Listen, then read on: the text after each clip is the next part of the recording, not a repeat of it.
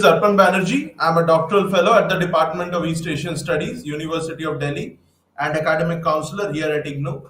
And I've been teaching you the paper, Indian Government and Politics, and the code of this paper is BPSC 132. So I welcome you all again to today's learning session. So let us begin today's class. So far in this paper, that is Indian Government and Politics, we have discussed the first block, which was pertaining to the approaches to study Indian politics.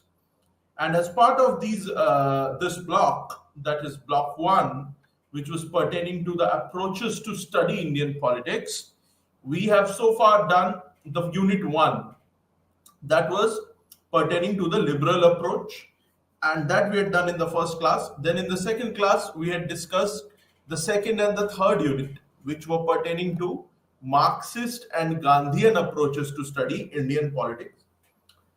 So, and in the last class, which was our third class, we had started the second block, which was pertaining to the Indian Constitution. And as part of that, we had discussed Unit 4, basic features of the Indian Constitution. And also we had discussed the fundamental rights, that is Unit 5.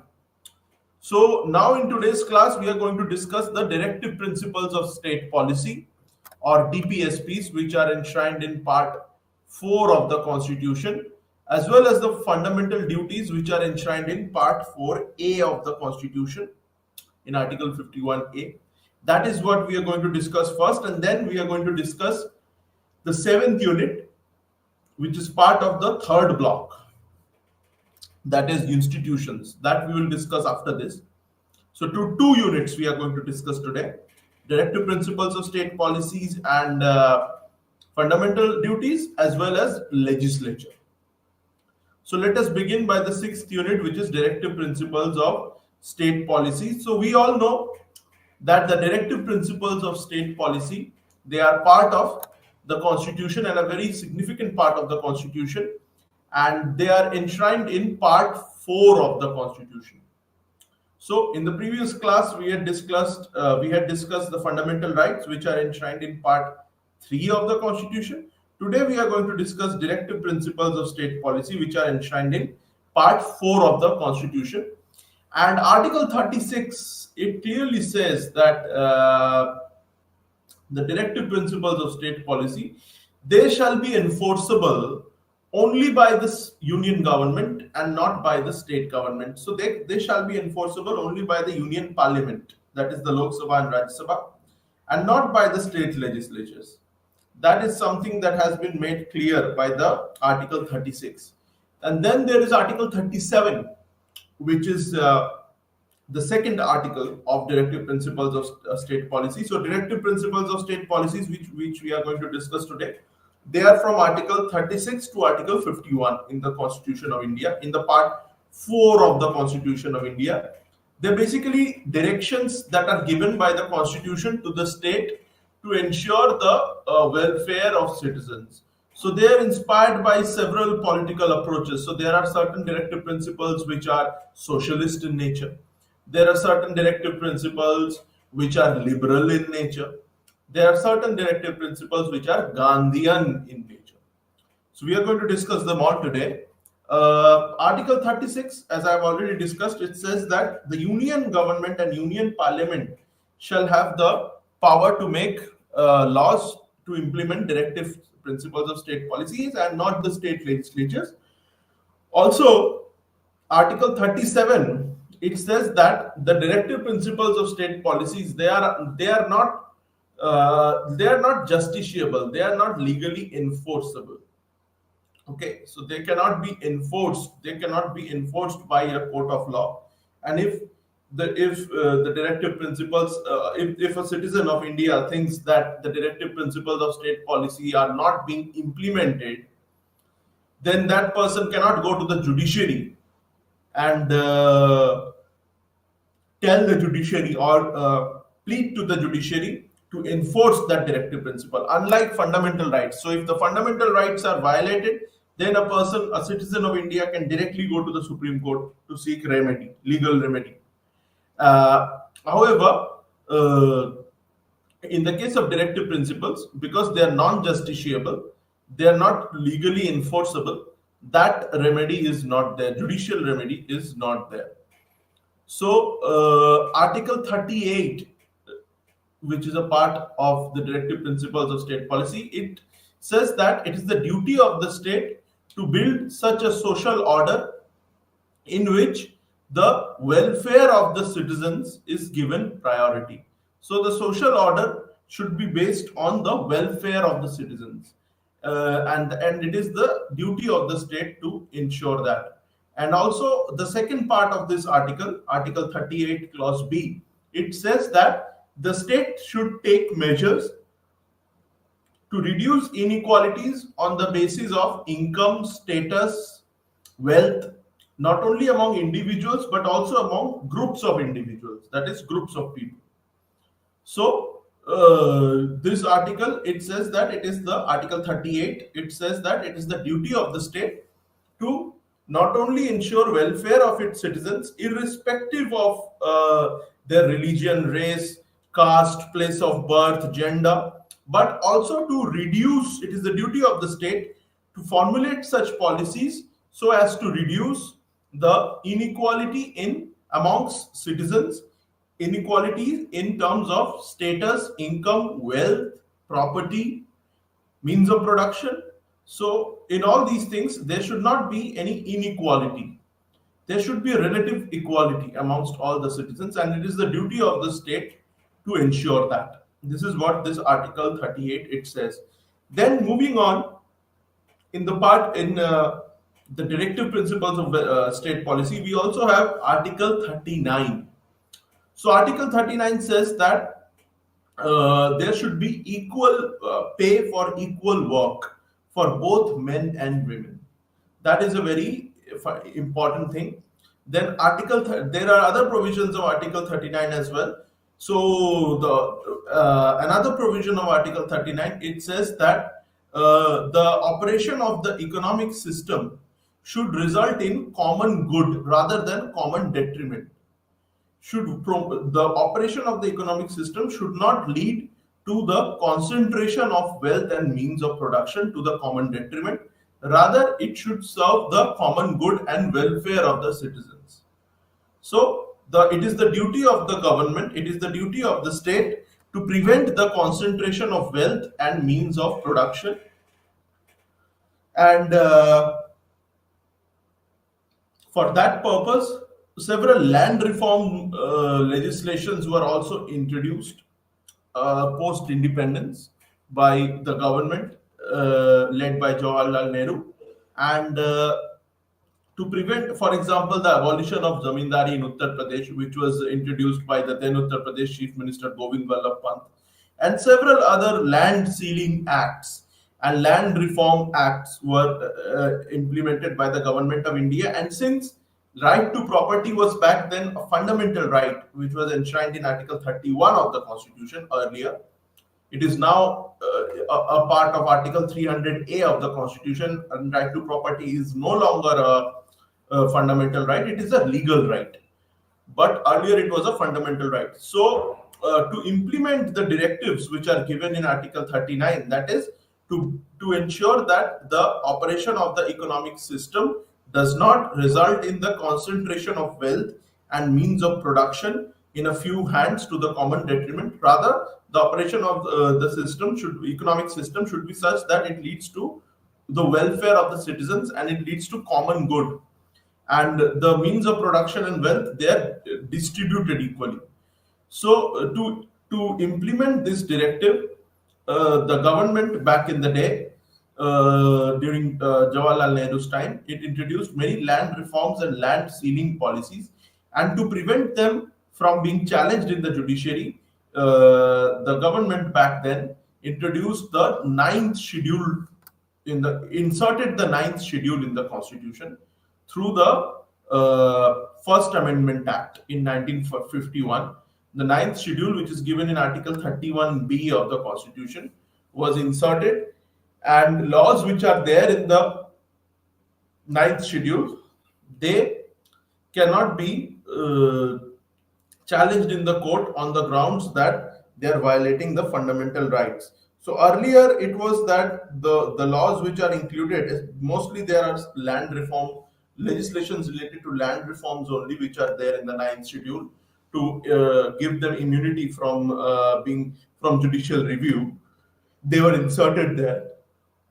So, however, and initially it said that the First Amendment Act, through which the ninth schedule was inserted, it said that the laws which have been inserted, the legislatures which have been inserted in ninth schedule, they are completely immune from judicial review and cannot be challenged in the court at all. However, the Supreme Court, in its judgment, that is IR Coelho versus Union of India, in that judgment, the Supreme Court said that the laws which are included in the ninth schedule, they cannot be challenged on the basis that they are violating fundamental rights, but they can be challenged on the basis that they are violating the basic structure of the constitution.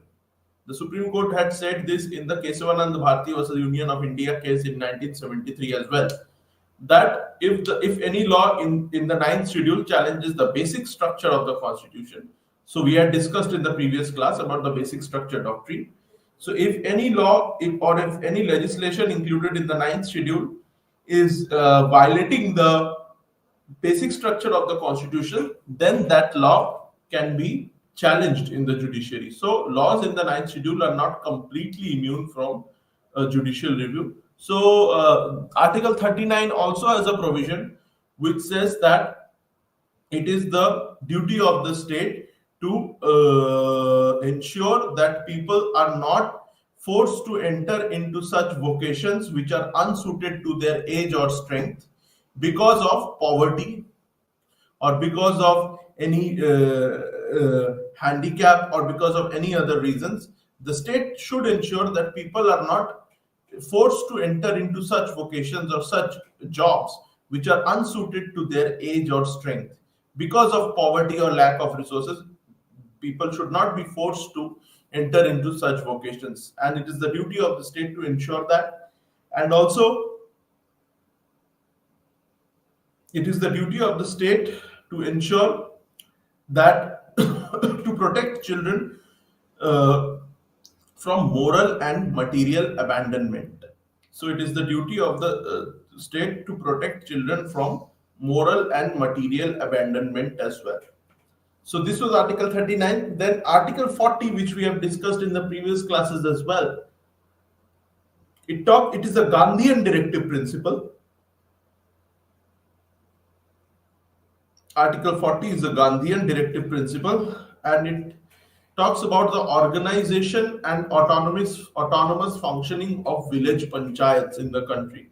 It talks about organizing village panchayats and giving them political and fiscal autonomy to function as institutions of local governance, to function as institutions of self-government in the rural areas. So this was Gandhiji's dream. It was a part of Gandhiji's policy of Gram Swaraj, which Gram Swaraj was at the core of Purna Swaraj.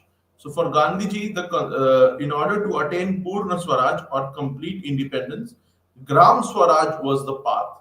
And Gandhiji's theory of concentric oceanic circles that he had given, so in that the Gram Swaraj was the core of that circle.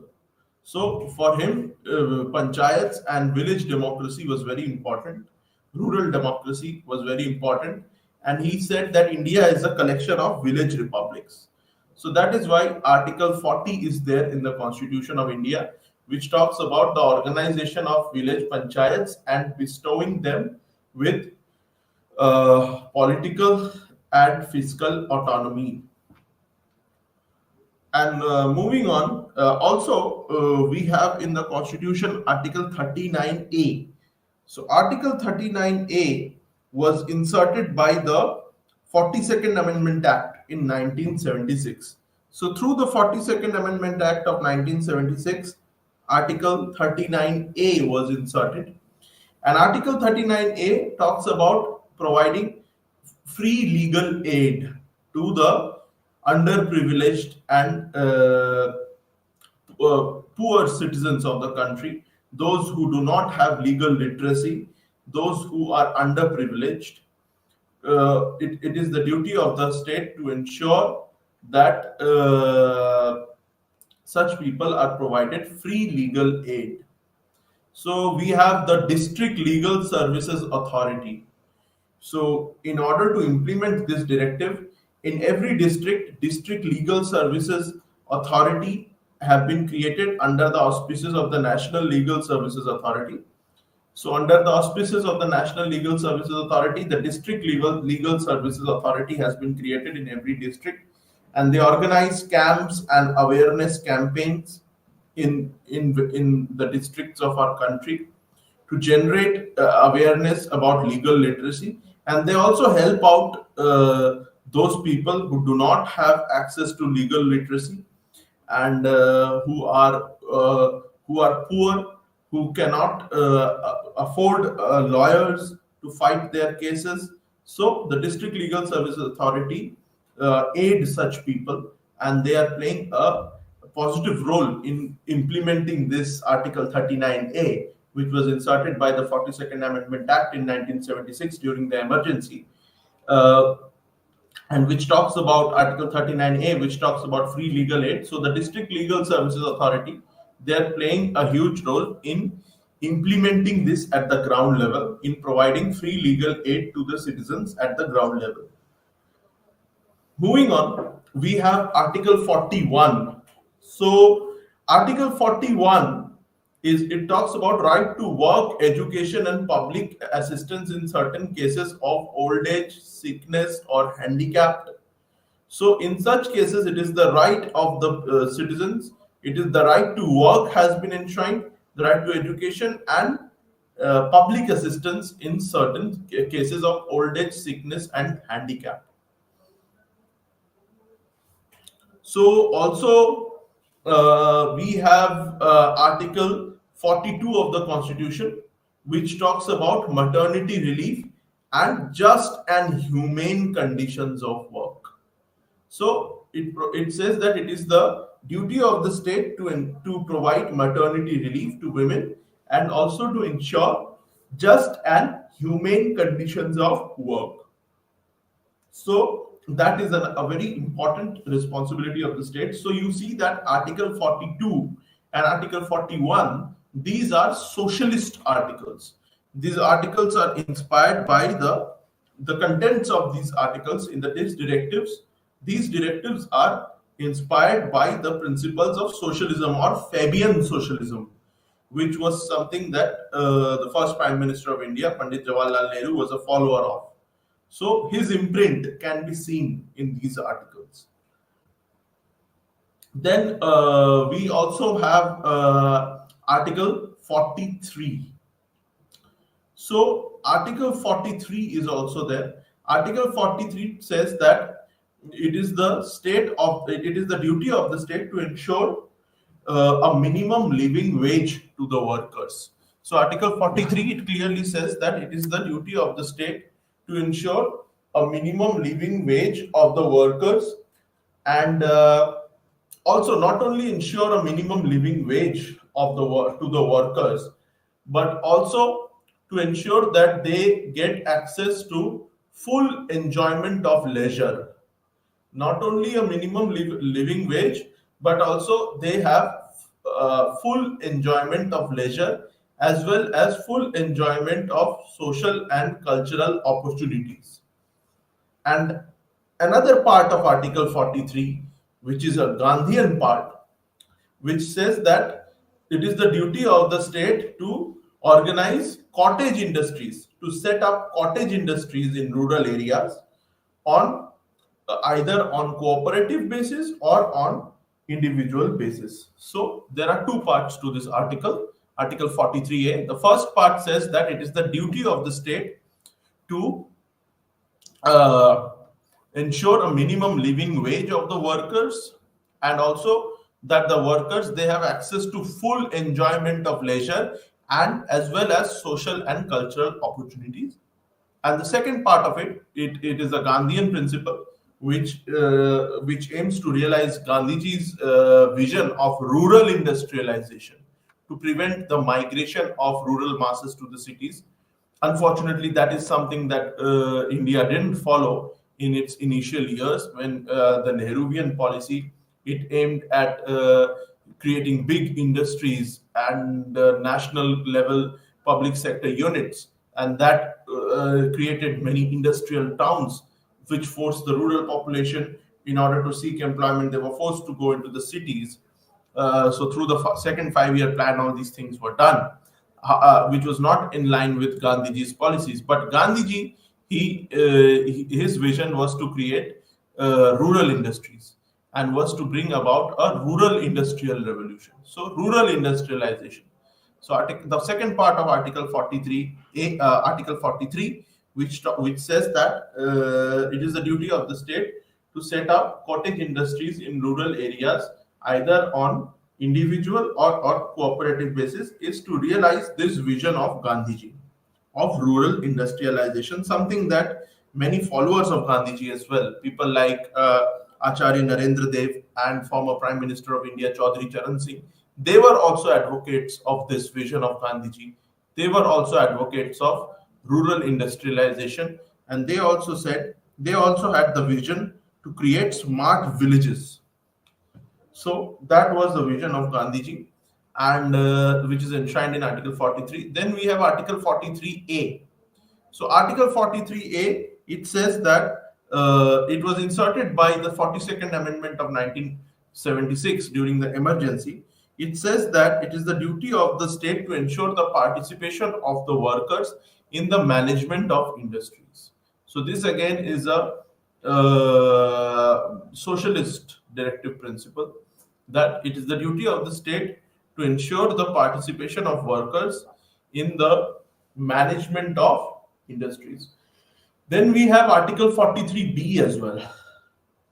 We have Article 43B, and Article 43B, it is basically dealing with cooperatives. So autonomous, democratic functioning, autonomous organization of cooperatives, to set up cooperatives on an autonomous basis, independent and autonomous basis, and to ensure their democratic functioning. This Amendment Act was brought in, 97th Amendment Act. In 2013, it was brought in, and through this, Article 43B was introduced in the Constitution, and also Part 9B to the Constitution was added, in which the cooperatives are given.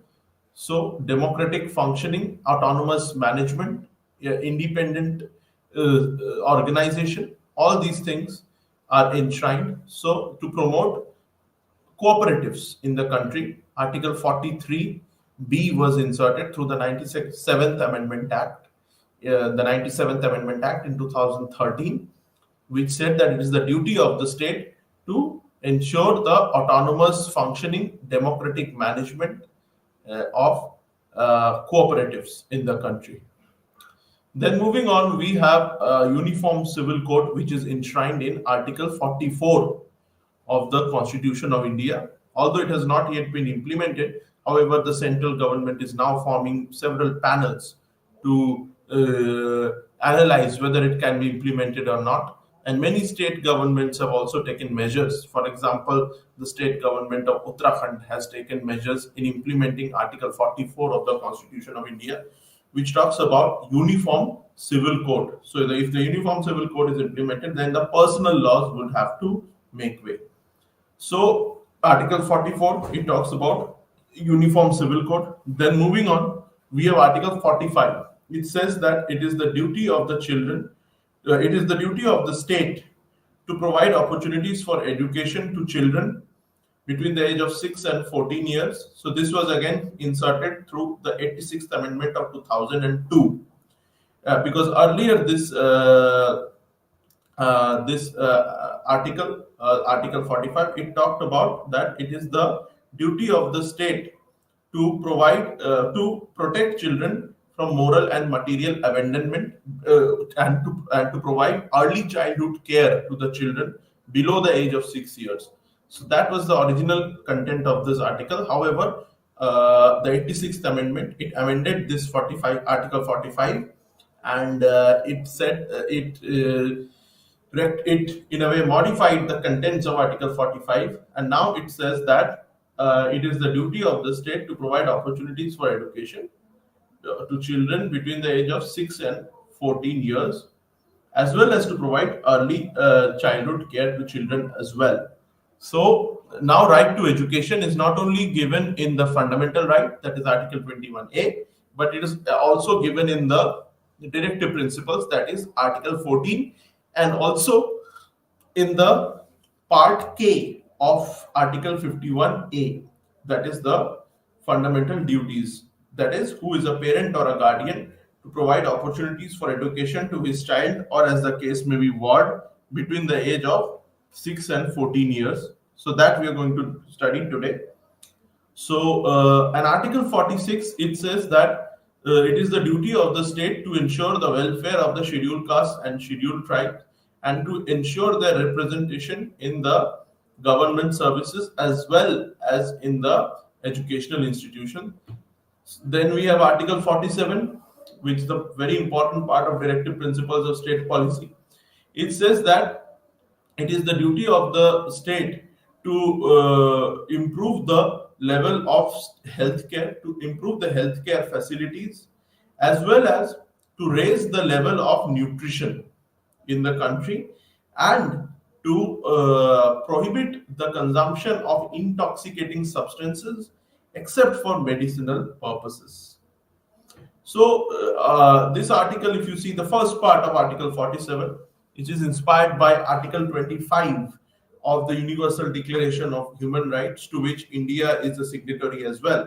The Universal Declaration of Human Rights, which were given in 1948. So, Article 25 of that Universal Declaration of Human Rights, it says that right to good health care is a human right, basic human right, and it is the duty of every state to provide good health care to its citizens. And so in accordance to this article, we have Article 47 in the Constitution, which says it is the duty of the state to raise the level of healthcare, to improve the level of healthcare. And if you see the second part of it, which is that it is the duty of the state to improve to raise the level of nutrition as well amongst the citizen. So it is in line with the Sustainable Development Goal 2 as well, which is which talks about improving the levels of nutrition, right? And in this line, the government has recently launched the Poshan Abhiyan as well, the union government, to implement this aspect of Article 47, that is to raise the level of nutrition. So the second Sustainable Development Goal, which says that end hunger, achieve food security and improve nutrition, and promote sustainable agriculture. So this second Sustainable Development Goal is in line with the second part of Article 47, which says that it is the duty of the state to raise the level of nutrition. And in this line only, the Poshan Abhiyan has been launched by the union government. And also, the National Food Security Act was also brought in to raise the level of nutrition of the citizens and to provide food security. So, also another part of this article, it talks about prohibiting the consumption of sale and consumption of intoxicating substances except for medicinal purposes. So many of the states in our country, for example, Gujarat, for example, Bihar, they have banned intoxicating substances like alcohol. So this again is a Gandhian principle. So Gandhiji, his entire life, he led temperance movements. He struggled for the prohibition of alcohol. He was a staunch advocate for alcohol prohibition. And this part of Article 47, which says that it is the duty of the state to prohibit the consumption of intoxicating substances except for medicinal purposes is a Gandhian directive principles, because Gandhiji, throughout his entire life, he led temperance movements against the consumption of alcohol, and he was a staunch advocate of banning alcohol consumption. So moving on, we have Article 48. So for Article 48, which is a very significant part of the directive principles of state policy, it says that it is the duty of the state to uh, to organize agriculture and animal husbandry on modern and scientific lines, and also to improve the breed of the cattle in the country. And another, and so this is in line with Sustainable Development Goal 2 as well, which says that end hunger, achieve food security, and improve nutrition, and promote sustainable agriculture. So that is why Article 48, it places a responsibility on the state to organize agriculture on modern and scientific lines. And the second part of this article, which says that it is the duty of the state to prevent the slaughter of drought milch cattle, including cows. So it is the duty of the state to prevent cow slaughter. So that again is a Gandhian directive principle of state policy, the prevention, the prohibition of cow slaughter. Then we have Article 48A. So Article 48A was inserted by the 42nd Amendment Act of 1976. So it says that it is the duty of the state to protect and improve the natural environment, including forests, lakes, rivers, wildlife, and to have compassion for all living creatures. So this was amended through the 42nd Amendment Act. This was inserted to the 42nd Amendment Act of 1976, and the subject, which was of the subject of legislation, that is forests and wildlife, that was transferred from the state list to the concurrent list during the emergency. So wildlife and forest, they are in the concurrent list and not in the state list anymore. And this was in line with the Wildlife Conservation Act that the government of India brought in 1972, as well as the Save Tiger campaign, the Save the Tiger campaign that was launched by Indira Gandhi back then. So to implement that, this fundamental, this directive principle, Article 48A was inserted. Then we have Article 49 of the Constitution as well. So Article 49 of the Constitution says that, Article 49 of the Constitution, it says that it is the duty of the state to protect historical monuments, to protect the monuments and places of historical importance. So the Archaeological Survey of India is also playing a very important role in this aspect. So it is the duty of the state to protect monuments and places of historical importance. This is what Article 49 says. Then you have Article 50 of the Constitution. Article 50 of the Constitution, it says that it is the duty of the state to ensure the separation of the executive and the judiciary in the services of the state.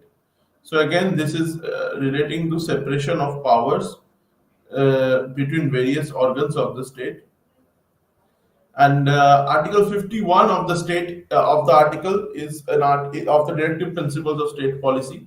Article 51 of the directive principles of state policy. It is related to the foreign policy of the nation. It says that it is the duty of the union government of the state to maintain just and honorable relations between nations and to foster respect for treaty obligations in the dealings of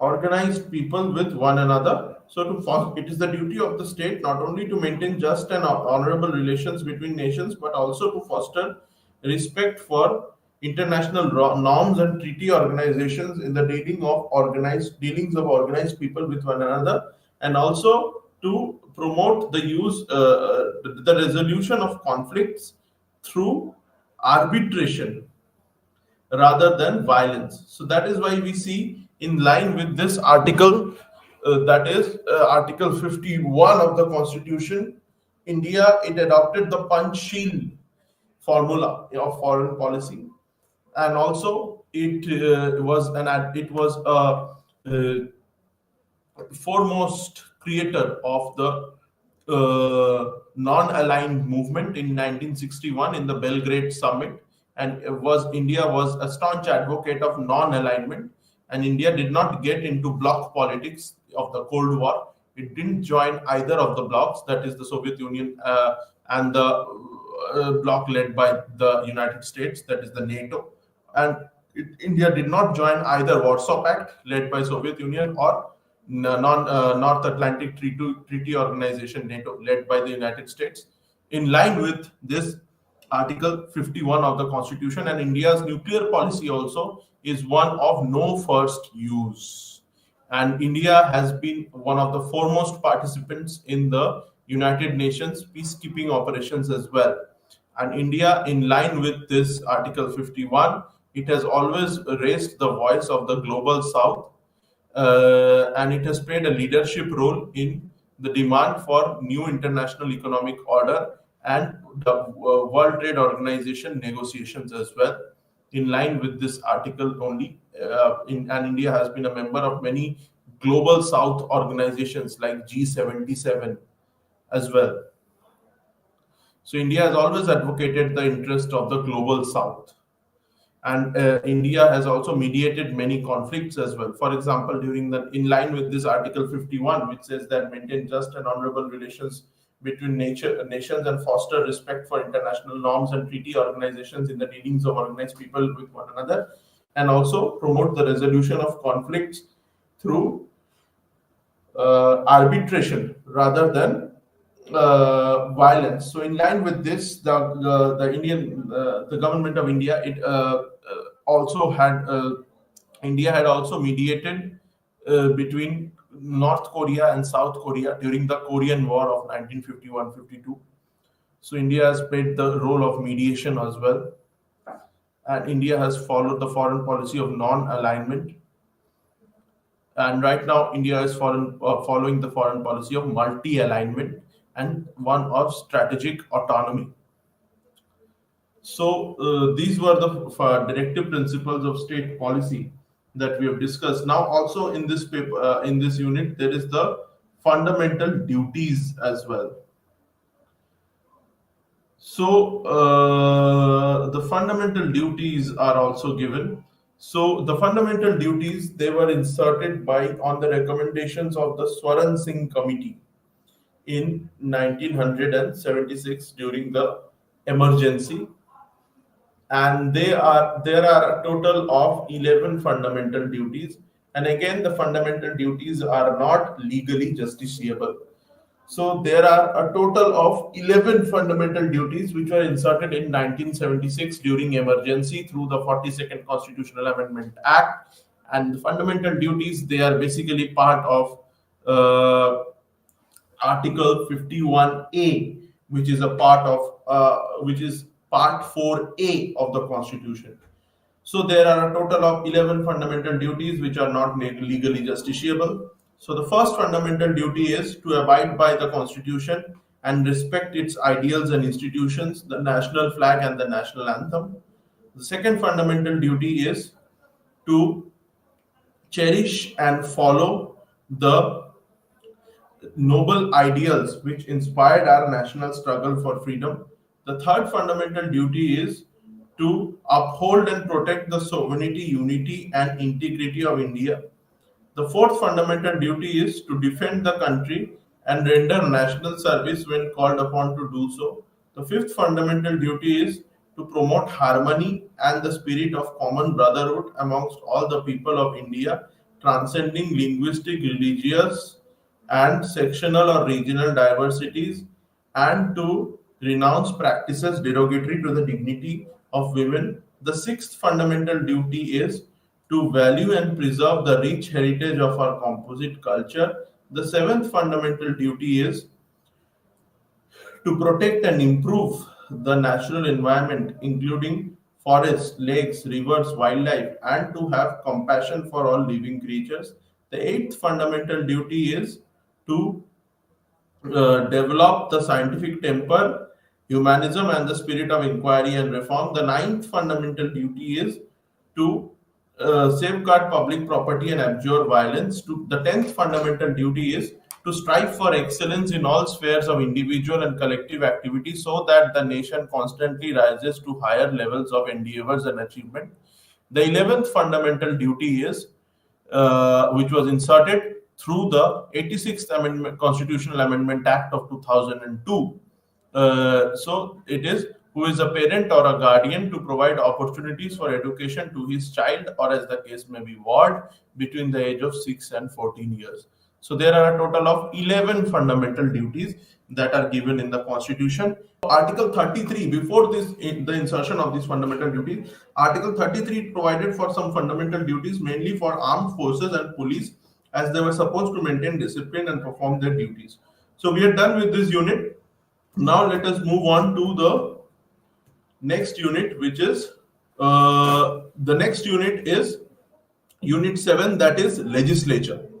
So, in India, we have a parliamentary form of government, unlike a presidential form of government which exists in the United States. And we have followed the Westminster model. We have a bicameral legislature, that is, the Rajya Sabha being the upper house and the Lok Sabha being the lower house at the Union. And in the states, we have the Legislative Council being the upper house and the Legislative Assembly being the lower house. So we have borrowed this bicameralism and Westminster model of parliamentary democracy from the United Kingdom, and it is from the Government of India Act 1935 that this feature has come into our constitution. So our constitution, it clearly says in Article 75 Clause 3 that the Union Cabinet, or the Union Council of Ministers, it has collective responsibility towards the House of the People, that is the Lok Sabha, which is the lower house. So this is Article 75 Clause 3 is, you can say, the cornerstone of our parliamentary democracy. So if the Council of Ministers, headed by the Prime Minister, if it loses confidence in the if it loses confidence of the House, of the members of Parliament, then the members of Parliament can pass a no confidence motion against the Council of Ministers, and if that motion is passed successfully, then the Union Council of Ministers, headed by the Prime Minister, has to tender their resignation. So Article 79 of the Constitution, it talks about that there shall be a Parliament of India, and the Parliament of India shall consist of two houses, that is Rajya Sabha being the upper house and Lok Sabha being the lower house. And Article 80 of the Constitution, it talks about the composition of the Rajya Sabha. It's basically the fourth schedule of the Constitution. So it says that Rajya Sabha shall be a permanent house, and Rajya Sabha in our country, which is the upper house, it's a permanent house, and the term of membership of its members is 6 years, and 1/3 members retire every 2 years, after every 2 years.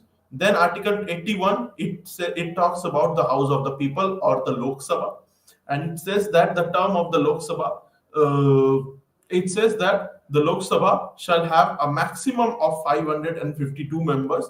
However, at this time there are 543 members, and these members shall be elected for 5 years. Then we have, so this is given in Article 51, and the elections of the Lok Sabha, they shall be directly elected. The members of the Lok Sabha, Article 81 says, they shall be directly elected by the people for 5 years, and after every 5 years the Lok Sabha shall dissolve. However, Article 80, which talks about the composition of the Rajya Sabha, it says that the members of the Rajya Sabha shall be indirectly elected by the member of legislative assemblies of the state legislatures. So this is given in Schedule 4 of the Constitution, that is Article 80. Then we have Article 82, which says that after every census there shall be a delimitation of the parliamentary committees, of the parliamentary constituencies, and the seats shall also be increased as per population. However, the 42nd Amendment Act and the 84th Amendment Act to the Constitution, they have freezed the number of seats in the Lok Sabha in order to in order to better implement the policies of birth control. So the number of seats, they have been freezed till 2026.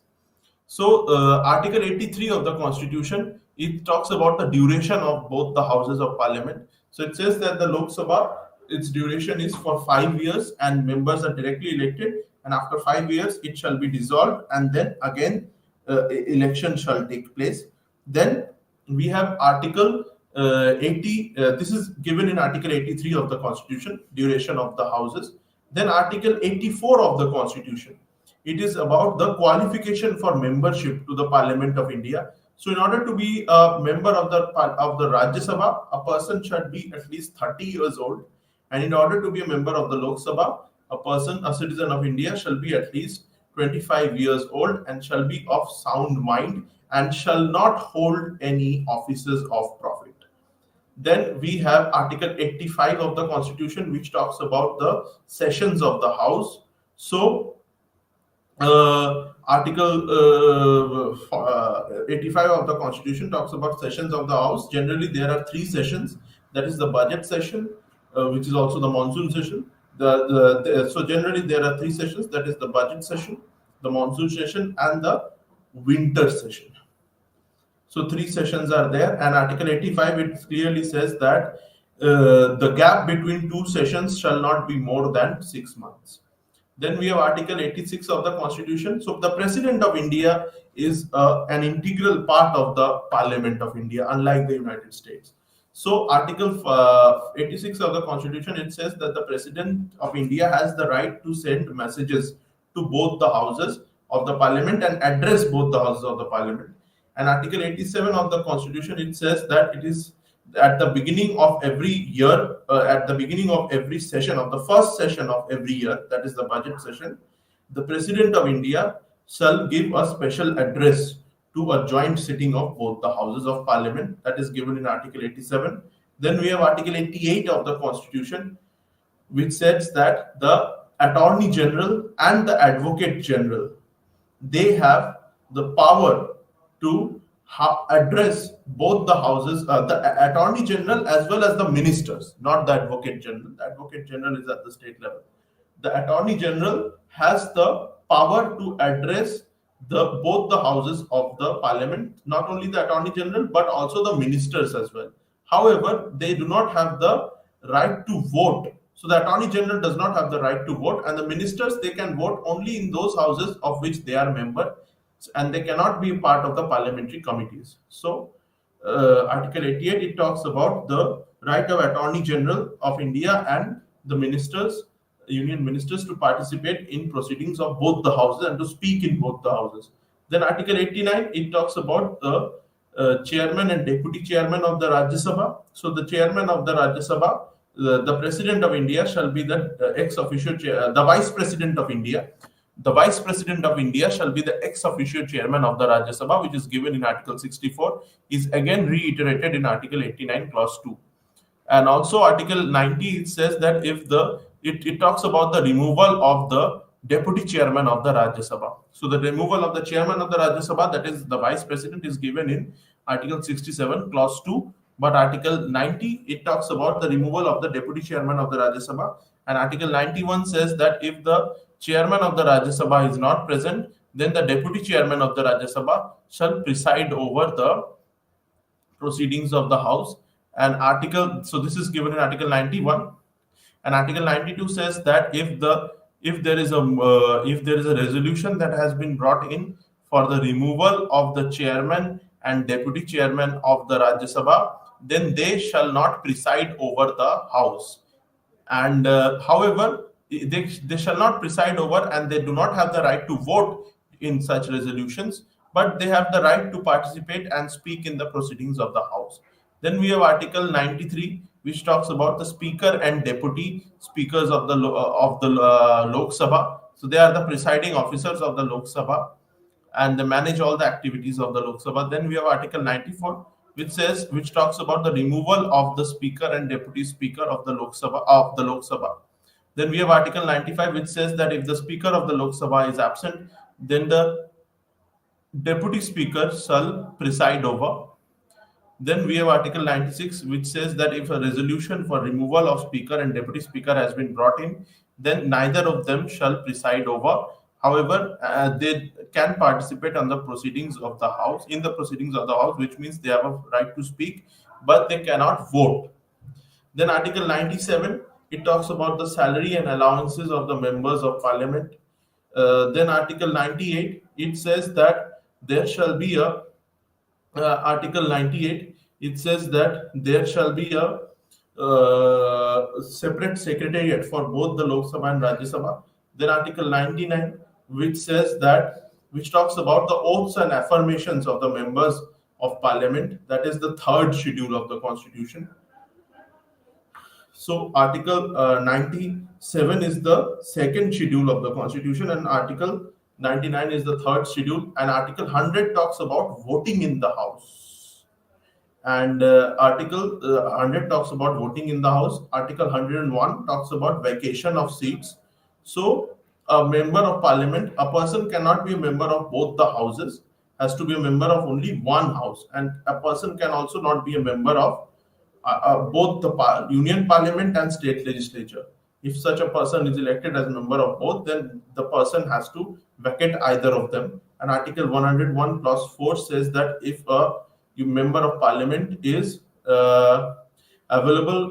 absent in the proceedings of the House for more than 60 days, then such a member shall be liable for disqualification without notice. Of course, if a person is absent for more than 60 days without notice, then that person shall be liable for disqualification. Then Article 102, it talks about disqualification of the members from the House, from the Parliament. So it is in line with the 10th schedule of the Constitution, which was inserted through the 52nd Constitutional Amendment Act in 1986. And also the Quixote Holohan versus Zaishil Liu judgment of 1992, in that the Supreme Court says that the speaker of the decision shall be final.